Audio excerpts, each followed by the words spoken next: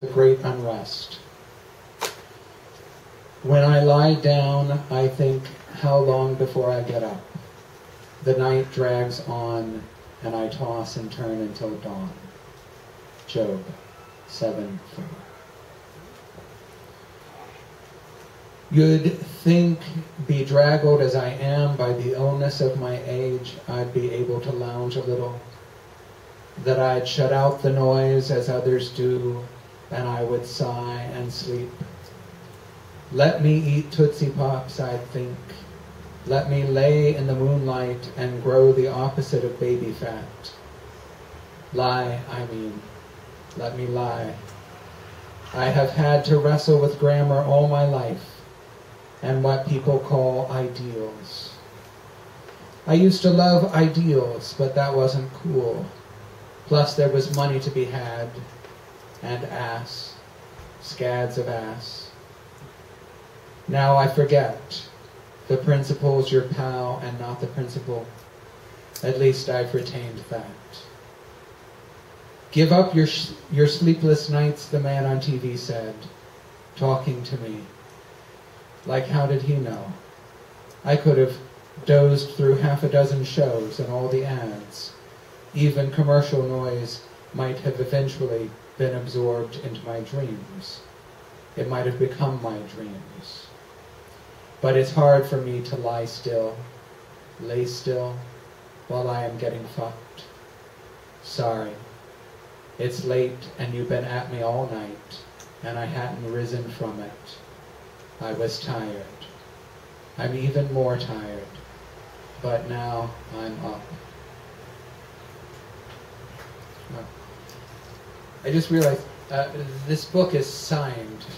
It was signed by all of my students in Iowa, signing it as me. So I have all these messages that say, "Dear Doug, love Doug."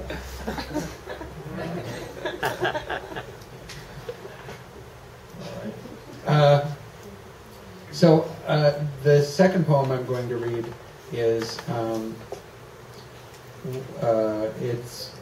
it takes its title from an old movie from the 1950s called the Panic in the Year Zero. The movie was a response to the Cold War. That kind of anxiety that people were having about the detonation of the nuclear bomb. Now, fortunately, we have other things to worry about. Panic in the Year Zero. Bless the tourists in their Alcatraz rocks parkas on the upper deck of a double-decker in any given February bluster. They could have sworn it would be warm here, just because the cryometer says it isn't cold. Who the hell would look at a cryometer? People from Arctic regions, I suppose. People who must have flown in over the map's flat face, who must have seen the latest developments, the delta's brackish mouth, windmills waving white banderoles against the crisping brown hills. Spring looks a lot like summer, looks a lot like drought. What would anyone expect if they knew the way planarity invites the opportunist?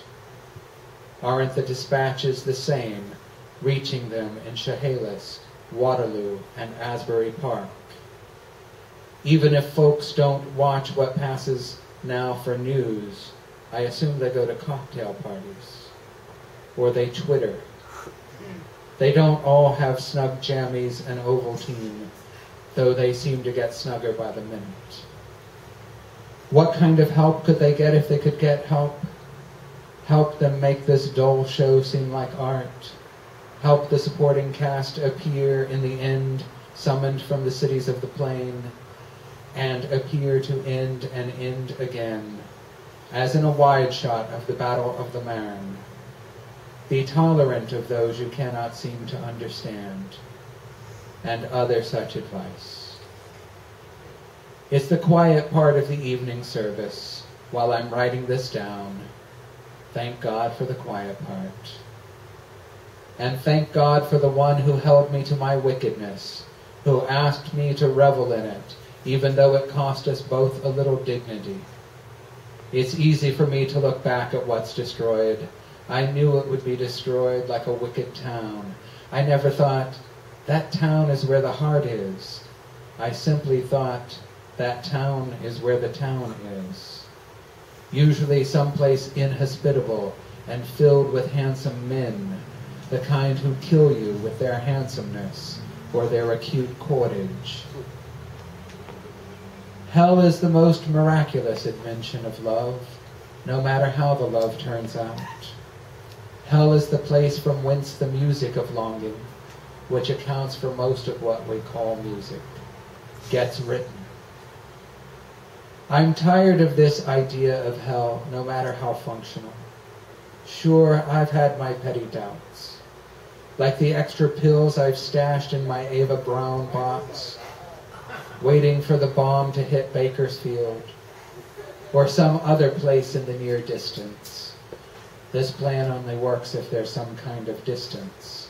The sign that it's time to pull up stakes, head for those durable hills with my pemmican, my porta-pot, my jerry cans, and yes, I too would have Ovaltine, though I guess it would be made with water instead of milk. Such would be the dark days, if we think the dark days really must come. But I have lived through perilous times, and I do not love them. I cannot pretend I'm smart about such things. I mean, look at the sloppy slough I've been, and you were there, and you. You've seen me rumple down the sidewalk like a moocher. Lord knows you've seen me hit that sidewalk on my keister. Scandalous, the tourist said, and flashed. And when the worst of the drama came, they clucked their tongues and threw their change. Something inside each one of us is cocked like the ear of a hound, and half the time we hunt, and half the time we rescue, because we're never really sure if the humans will beat us or feed us. If we are our better selves, it's just a wonder. And if we're not, even in our legends, angels come. They try their best, but we're such shits. And it's not because we want to screw them. We screw everything. We're mankind, it's what we do. I've probably sullied a few white wings myself, that's not the problem. So much has passed between us, we're practically cousins. The problem is, we're so bent on an ending, we'll sunder the entire valley with conviction, with an invented coda of immunity. Nobody in this picture is granted immunity. If it were available, I'd have gotten it for myself. Enough with the apocalypse already. Think of all the history you've read. It started somewhere. It started at absolute zero, is what you thought, just because you couldn't know what came before. But imagine, something did.